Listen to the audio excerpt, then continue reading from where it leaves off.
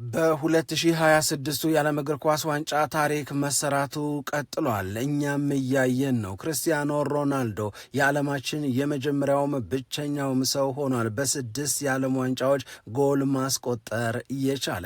ክርስቲያኖ ሮናልዶና ፖርቹጋል የሚያምርባቸው እንደ ትላንትናው ምሽት ተጋጣሚያቸውን ሙሉ በሙሉ ሲመልጡ አስተማማኝ የሚባልንም ድል ሲያስመዘግቡ ማየት ነው። በጣም በርካታ ከፖርቹጋል ዜግነት ውጪ ያሉ የእግር ኳስ ግን ወዳጆች ለክርስቲያኖ ሮናልዶ ክብር ፖርቹጋል ይህንን የዓለም ዋንጫ በአሸናፊነት እንድታጠናቀቅ ይመኛሉ።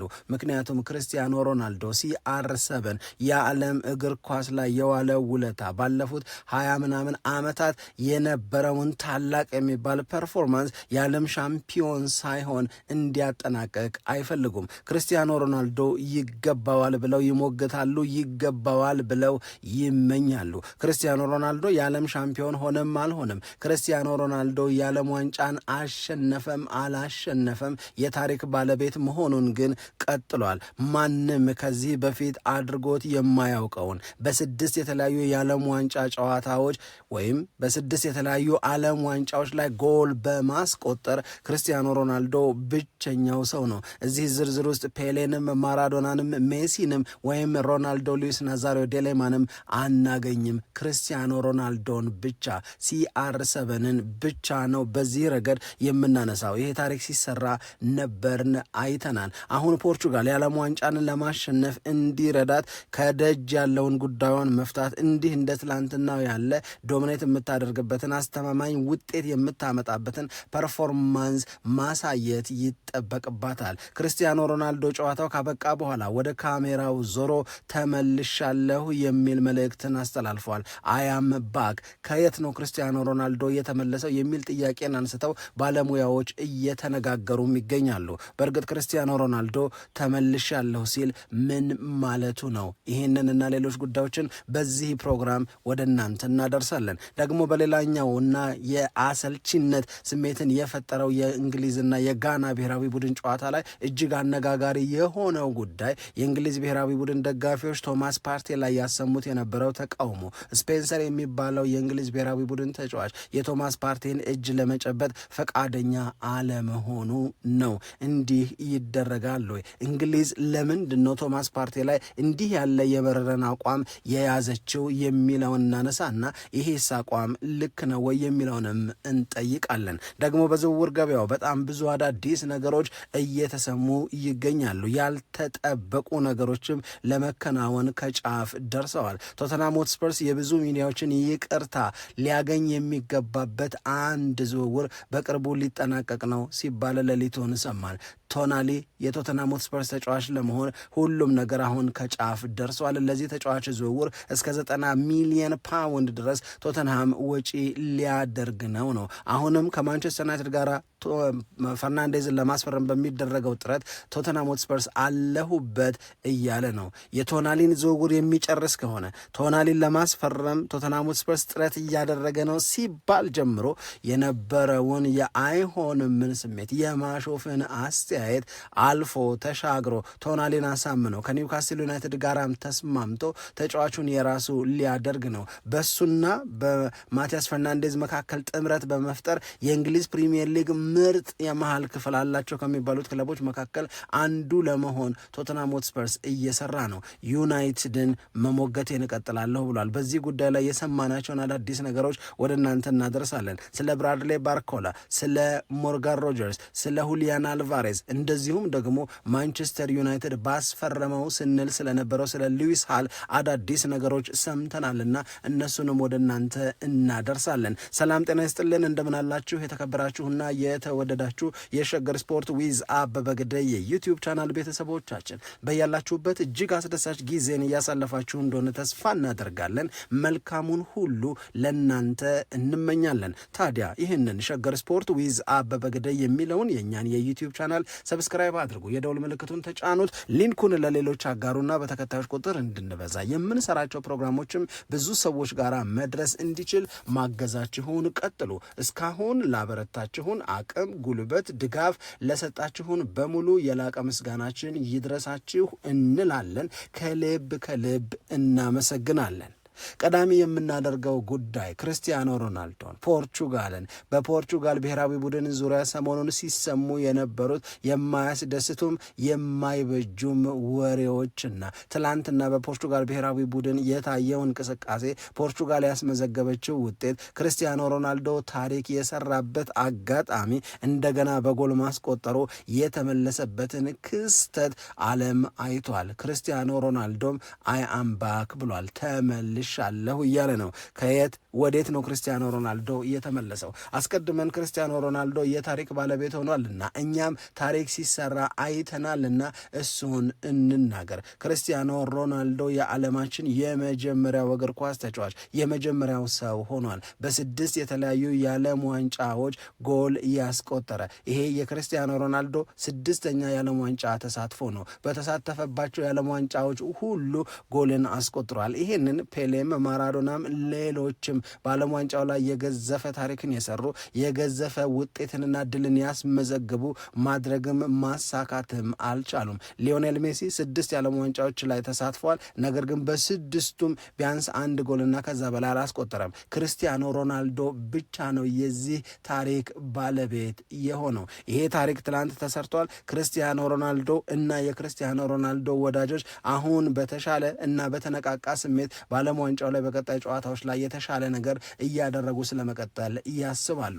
ክርስቲያኖ ሮናልዶ የእውነት ለመናገር ትላንትና ከኡዝቤኪስታን ጋር ያደረጉት ጨዋታ 24ኛው የዓለም ዋንጫ ጨዋታው ነው። በዓለም ዋንጫ ባደረጋቸው የጨዋታ ብዛቶች በሊዮኔል ሜሲ እና በሎተር ማቲያስ ይበለጣል። ሊዮኔል ሜሲ 28 የዓለም ዋንጫ ጨዋታዎችን አድርጓል። ሎተር ማቲያስ ደግሞ 25። ከዛ በኋላ ነው ክርስቲያኖ ሮናልዶና የሱ 24 የጨዋታ ብዛት የሚመጣው። በእርግጥ ክርስቲያኖ ሮናልዶ 24 የዓለም ዋንጫ ጨዋታዎችን በማድረግ ብቸኛው አይደለም። ሚሮስላቭ ክሎዘም 24 ጨዋታዎችን ነው የተጫወተው። ከዛ በተጨማሪ ደግሞ ፓውሎ ማልዲኒ 23 ጨዋታዎችን ተጫውተዋል። ስለዚህ እነዚህ የገዘፉ ስሞች ናቸው። በዓለም ዋንጫ ደምቀው የሚነሱ ታታሪ ረጅም ጊዜ ያገለገሉ ተጫዋቾች ናቸው። ከነዚህ ተርታ በተጫወታቸው የዓለም ዋንጫ ጨዋታዎች ብዛት ክርስቲያኖ ሮናልዶ እየተሰለፈ ይገኛል። ክርስቲያኖ ሮናልዶ ለምንድን ነው በጨዋታው መጠናቀቂያ ላይ ካሜራው ትኩረቱን እሱ ላይ ሲያደርግ አይ አም ባክ ያለው? ይህንን መልእክት ለምን አስተላለፈ? አንድ አይደለም ያለው።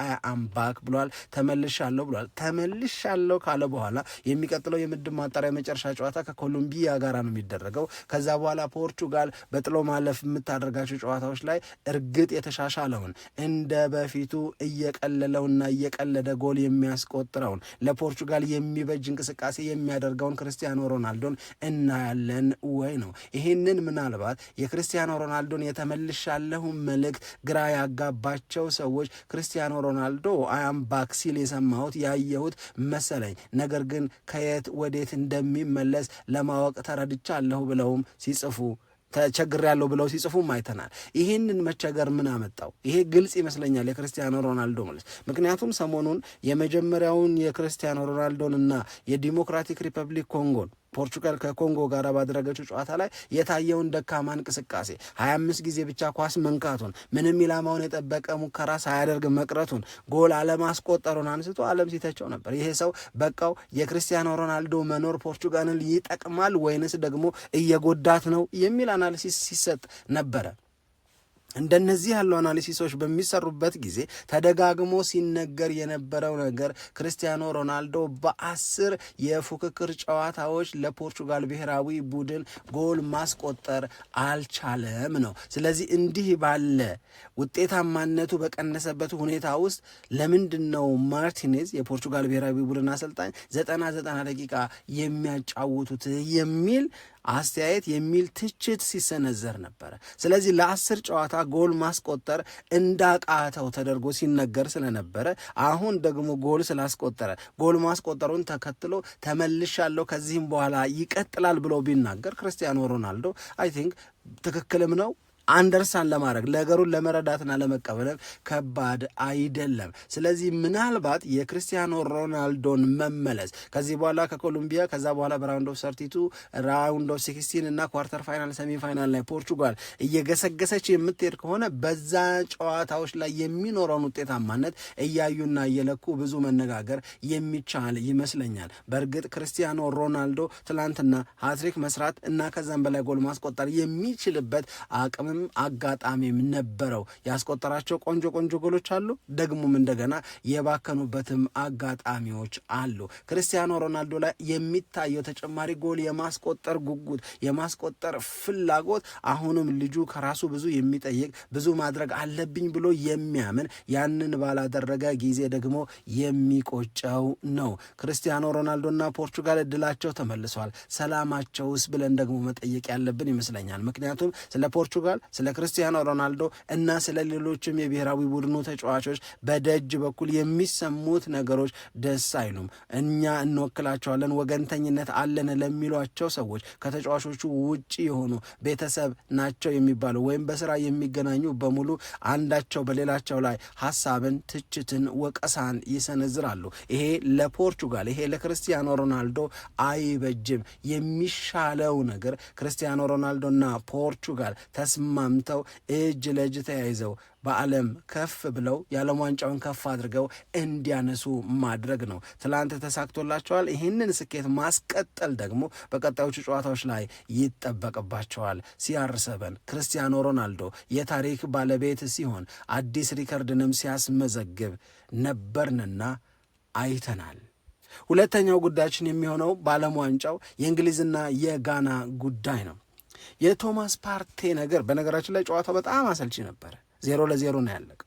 ይህንን የቶማስ ፓርቴን ጉዳይ ግን እውነት እንደዚህ ይደረጋሉ? ይህንን ማድረግ ጀስቲፋያብል ነው ወይ? ፍትሐዊ ነው ወይ? ማብራሪያ የምትሰጥበት ሰጥተህ የምታሳምንበት አይነት ጉዳይ ነው ወይ? ቶማስ ፓርቴ ከ4 ሴቶች ጋር በተያያዘ የቀረበበት ክስ አለ። በዚህ በቀረበበት ክስ እስካሁን ድረስ ጥፋተኛ አልተባለም። ገና ጉዳዩ የሚታየው የዛሬ ዓመት ነው። ቶማስ ፓርቴን ካናዳ ወደ ሀገሬ አትገባም ማለቷን ተከትሎ የተለያዩ አስተያየቶች ሲሰጡ ነበር። በነገራችን ላይ የካናዳ መንግስት እኔ አሁን በግሌ የምቀበለውንም የምረዳውንም ማብራሪያ ሰጥቷል። የቶማስ ፓርቴ ክስ ላይ መሆን አይደለም ወደ ካናዳ እንዳይገባ ያደረገው። ሁልጊዜም ወደ ሆነ ሀገር ሲገባ የሚቀርቡ ጥያቄዎች አሉ። እነዛን ጥያቄዎች እውነተኛ መልስ መስጠት ወደዛ ሀገር መግባት ከሚፈልገው ሰው የሚጠበቅ ነው። ቶማስ ፓርቴ ተከሰህ ታውቃለህ ወይ፣ ታስረህ ታውቃለህ ወይ ተብሎ ሲጠየቅ ታስሬ አላውቅም የሚል መልስ ሰጥቷል። ቶማስ ፓርቴ ፕራክቲካሊ ታስሮ ያውቃል። ታስሮ የሚያውቅ ሰው ታስሬ አላውቅም ብሎ የተሳሳተ መረጃ ለካናዳ የኢሚግሬሽን ኦፊሰር ሲሰጥ ያ ኦፊሰር ዋሽተኛል ብሎ ነው ወደ ካናዳ እንዳይገባ ያደረገው። ካናዳ የዓለም ዋንጫን ስላዘጋጀች እንዲህ ያለ የተሳሳተ መረጃ የሚሰጡትን ሰው ወደ ሀገሬ አላስገባም ልትል ትችላለች። ይሄ ደግሞ መብቷ ነው። ስለዚህ መጀመሪያ ላይ የነበረው መረዳት ካናዳ ይሄ ልጅ ከሴቶች ጉዳይ ጋር በተያያዘ ክስ ስላለበት አስገድዶ በመድፈር እንደዚሁም ደግሞ በወሲባዊ ትንኮሳ ስለተከሰሰ የክሱ ውጤት ምንም ይሁን ምን በመከሰሱ ብቻ ጉዳዩ በፍርድ ቤት እየታየ ስለሆነ ብቻ ወደ ሀገሬ አትገባም ብላው ከሆነ አሁንም ካናዳ ልክ አይደለች። ነገር ግን ካናዳ ያለችው ቶማስ ፓርቴን ለማስገባት ስጠይቀው ጥያቄዎች ይጠየቃል። ማንም ይሁን ማን ወደ ሆነ ሀገር ሲገባ ጥያቄ ይጠየቃል። ያንን ጥያቄ ስጠይቀው ታስሬ አላቅም የሚል የተሳሳተ መረጃ ሰጥቶኛል። ታስሮ እንደሚያውቅ ደግሞ እኔ መረጃ አለኝ ነው። ስለዚህ የተሳሳተ መረጃ ስለሰጠኝ ስለዋሸ ነው ወደ ካናዳ እንዳይገባ የተደረገው ተባለ። ይሄንን ተቀበል። እውነት ለመናገር ካናዳ ያደረገችው ነገር ትክክልም ነው ተገቢም ነው። ሌሎች በጣም ብዙ ሰዎችም ላይ የሚያጋጥምና የሚደረግ ነገር ነው። የቶማስ ፓርቴና የእንግሊዝ ብሔራዊ ቡድን ተጫዋች ስፔንሰር ግን ምን እንደሚያገናኛቸው ግራ ነው የሚያጋባው። ትናንት ተጫዋቾች ተደርድረው ብሔራዊ መዝሙር ተዘምሮ ተጨባብጠው በሚያልፉበት ሰዓት ላይ ከዚህ በፊት በእግር ኳስ የምናስታውሰው ፓትሪስ ኤቭራና ሉዊስ ሱዋሬዝ ባጋጠማቸው የዘረኝነት ጉዳይ ላይ አለመግባባት ሉዊስ ሱዋሬዝ ፓትሪስ ኤቭራን በዘረኝነት ስለሰደበው ከዛ ደግሞ የመጨባበጡ ጉዳይ ላይ በጣም ችግር ተፈጠረ። ያንን አይነት ክስተት ስፔንሰር ለምንድን ነው ቶማስ ፓርቴ ላይ ያደረገው? አልጨብጥህም አንተን ብሎ አለፈው፣ ዘለለው። ለምንድን ነው ይህንን ማድረግ ያስፈለገው? ይሄ አሁን ለእኔ ግራ ይገባኛል። ጨዋታው ከመጀመሩ በፊት የእንግሊዝ ብሔራዊ ቡድን ደጋፊዎች በስቴዲየም ውስጥ በዛ ብለው የነበሩት እነሱ ናቸው። ልክ አናውንሰሩ ቶማስ ፓርቴ ብሎ ስሙን በሚጠራበት ሰዓት ላይ ቡ ይሉ ነበር፣ ይቃወሙት ነበር። ከዛም በኋላ ኳስም በነካ ቁጥርና በተለያዩ አጋጣሚዎች ከእንግሊዝ ብሔራዊ ቡድን ተጫዋቾች እና ደጋፊዎች ተቃውሞ ይደርስበት ነበር። ለምንድን ነው እንግሊዝ ይህንን ማድረግ የፈለገችው? ቢቢሲ ይህንኑ ጥያቄ ይጠይቃል። የእንግሊዝ ብሔራዊ ቡድን ደጋፊዎች ያደረጉትን ስፔንሰር ያደረገውን ነገር ቶማስ ፓርቴን አልጨብጥም ማለቱን ተከትሎ ልጁ ክስ ላይ እንደሆነ፣ በክሱ እስካሁን ጥፋተኛ እንዳልተባለ፣ ክሱ የመጨረሻ ውሳኔ የሚወሰነው የዛሬ ዓመት አካባቢ ነው። ስለዚህ የዛሬ ዓመት አካባቢ ለሚወሰን ውሳኔ ኢኖሰንት ነው፣ ንጹህ ነው፣ ጥፋተኛ ነው፣ ጊልቲ ነው ሳይባል ገና ይህንን ልጅ በዚህ መንገድ ትሪት ማድረግ፣ እጅ አልጨብጥም ማለት፣ ወንጀለኝነቱ እንደተረጋገጠ ሰው አድርጎ ማየት እና በዛ መንገድ እሱን ለማስተናገድ መሞከር ምን አመጣው? ትክክልስ ነው ወይ? እንደዚህ ይደረጋል ወይ? የእውነት ለመናገር እኔ ግራ ነው የገባኝ። አሜሪካ በዚህ ጉዳይ ላይ መግለጫ ሰጠች፣ ማብራሪያ ሰጠች። ቶማስ ፓርቴ ወደ ሀገሬ እንዲገባ የፈቀድኩት መከሰሱን ስለማላቅ አይደለም። መከሰሱን በሴቶች ጉዳይ በ4 ሴቶች በ7 ክስ እየታየ እንደሆነ ጉዳዩን አውቃለሁ። ነገር ግን ጉዳዩ እስካሁን ድረስ ልጁን ጥፋተኛ አላደረገውም። ጥፋተኛ ከመባሉ በፊት ወደ ሀገሬ አትገባም የምልበት ምክንያት ስለሌለኝ ነው ብላለች አሜሪካ። ልክ ናት። ይህንን ነው መደረግ ያለበት። ካናዳ ስለ ዋሻት ነው ያላስገባችው፣ አሜሪካ አልዋሻትም። ስለዚህ አሜሪካን ገብቶ እንደነዚህ ባሉ ጨዋታዎች ላይ እየተሳተፈ ነው የሚገኘው።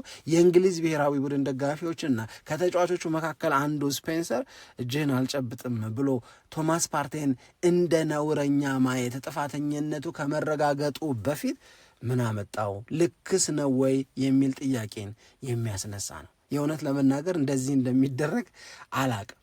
ይሄ ልጅ ጥፋተኛ አይደለም ቢባል እጁን አልጨብጥም ያለው እንግሊዝ ብሔራዊ ቡድን ተጫዋች ምንድን ነው ሊል ነበር? ሴቶቹ በሐሰት ነው የወነጀሉት ቢባል እንዲህ የመባልም እኮ እድል አለው። የተከሰሰ ሰው በሙሉ ጥፋተኛ ነው ማለት እኮ አይደለም። ንጽህናውን እስኪያረጋግጥ ድረስ ይታገል ይለፋ ይሆናል፣ ሊያረጋግጥ ይችላል። ሁሉም ነገር መቃወሙም ከአንተ ጋር ህብረት የለኝም ማለቱም ጥፋተኝነቱ ከተረጋገጠና የቅጣት ውሳኔ ከተላለፈበት በኋላ አይደርስም ወይ ነው። ይሄ አስገርሞናል። የእውነት ለመናገር ወደ ተጫዋቾች ዝውውር ስንሄድ እኔ በቶተንሃም በኩል እየሆነ ያለውን ነገር ለማመን በጣም ከተቸገሩ ሰዎች መካከል ከሆነ ግን በቶተንሃም ቤት ውስጥ ነገሮችን ለመለወጥ ነገሮችን ለማስተካከል እየተሄደበት ያለው ርቀት የሚያስገርምም የሚያስደንቅም ነው የሚሆነው። ቶተንሃም ሆትስፐርስ ባለፉት 2 ተከታታይ የውድድር ዓመቶች 17ኛ ደረጃን ይዞ ያጠናቀቀ፣ ላለመውረድ የተንገታገተ፣ ለጥቂትም እየተረፈ ነው። እንዲህ ያለው የውድድር ዓመት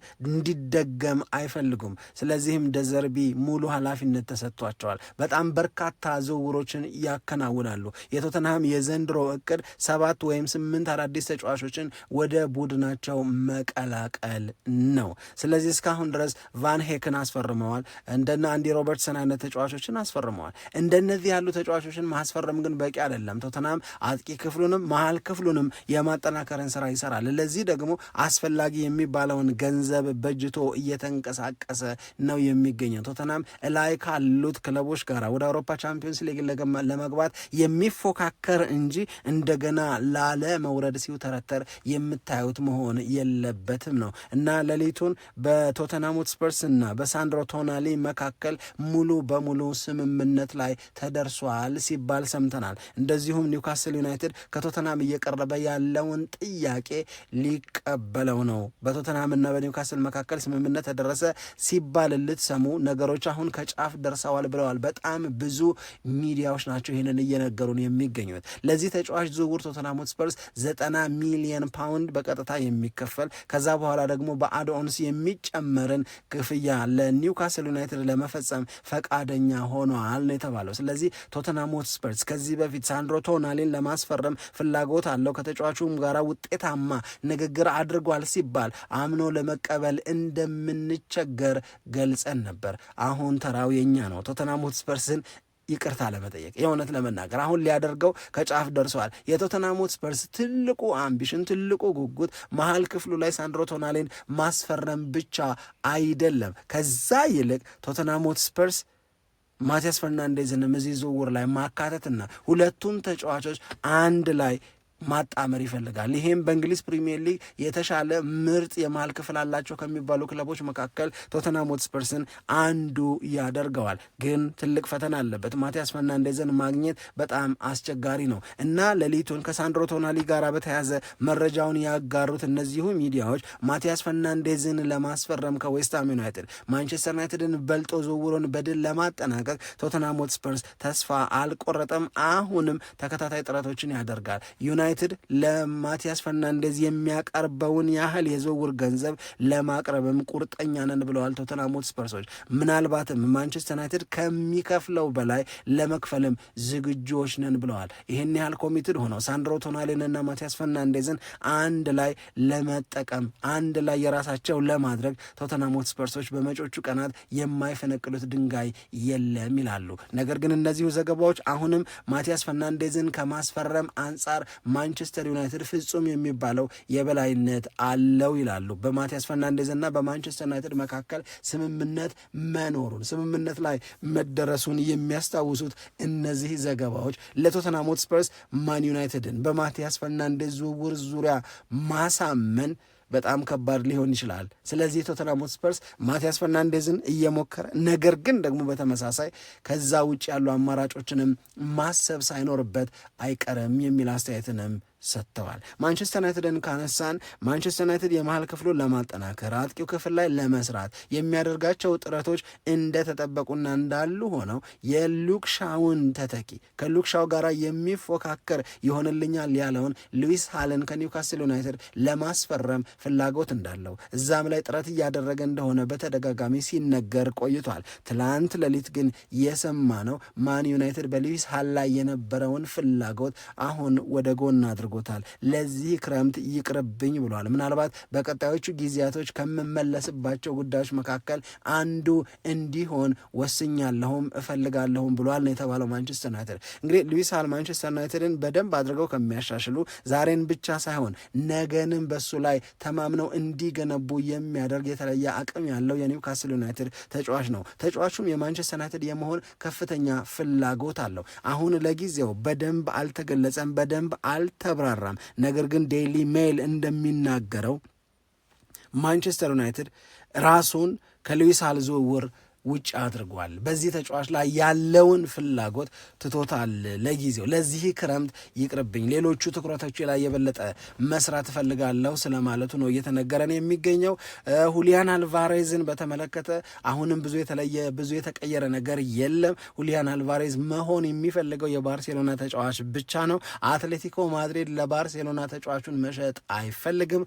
አርሰናል ይህንን ተጫዋች እንዲወስደው በአትሌቲኮ ማድሪድ በኩል ከፍተኛ ፍላጎት አለው። አርሰናልን በመውደድ አርሰናልን በመምረጥ ሳይሆን ልጁ ባርሴሎናን እንዲቀላቀል ባለመፈለግ ነው። ስለዚህ ሁሊያን አልቫሬዝ በግልጽ የተናገረው የባርሴሎና ተጫዋች መሆን ነው ህልሜ፣ ይሄ ህልሜ እንዲሳካ እፈልጋለሁ ብሏል። አንድም ከአትሌቲኮ ማድሪድ መውጣት ይፈልጋል፣ ይህንን በግልጽ ይናገራል። ሁለትም ባርሴሎናን መቀላቀል ይፈልጋል። የሞርጋን ሮጀርስ ጉዳይ ላይ አሁንም እንደው መጠነኛ የሚባሉ ጭማሪዎች ካልሆነ በስተቀር የተለየ ነገር እያጋጠመ አይደለም። ሞርጋን ሮጀርስ የአርሰናል ተጫዋች መሆኑ አይቀርም። ምናልባት የአርሰናል ደጋፊዎች በተወሰነ ደረጃ ሊታገሱ ይገባል ተብሎ የተነገረው ነገር አንድሪያ ቤርታ፣ አርቴታ እና በአጠቃላይ አርሰናል ሞርጋን ሮጀርስን ከአስቶን ቪላ ለመውሰድ የሚያስፈልገውን ቅድመ ዝግጅት አድርጎ ጨርሷል። ነገር ግን የዓለም ዋንጫው ከተጠናቀቀ በኋላ ወዲያው ከሚጠናቀቁ ዝውውሮች መካከል አንዱ ሞርጋን ሮጀርስ ወደ አርሰናል ገባ የሚለው ይሆናል። እስከዛ የመጠበቅ እስከዛ የመታገስ ግዴታ ሳይኖርባቸው አይቀርም። አስቶን ቪላ ግን አሁንም እስከ መጨረሻው ተጫዋቹን ለማሳመን እናም ለአንድ ተጨማሪ የውድድር ዓመት በቪላ ፓርክ እየተጫወተ እንዲቆይ ለማድረግ ጥረት ያደርጋል ነው። ካልሆነ ግን ለዚህ ተጫዋች ከፍ ያለ ክፍያን እፈልጋለሁ እያለ ነው። አርሰናል ይህንን ክፍያ ፈጽሞ ይህንን ሞርጋን ሮጀርስ የተባለውን ተጫዋች ወደ ቡድኑ ለመቀላቀል ከፍተኛውን ጥረት እያደረገ ነው የሚገኘው። ቼልሲ ከጣሊያን ሴሪኤ ተጫዋቾችን ለማስፈረም የሚያደርገው ጥረት መስመር እየያዘለት ነው የሚሉ መረጃዎች ወጥተዋል። ሊቨርፑል ዲዮማንዴን የራሱ ማድረጉ አይቀርም። ይሄንን በእርግጠኝነት የሚነግሩን በጣም ብዙ ሚዲያዎች አሉ።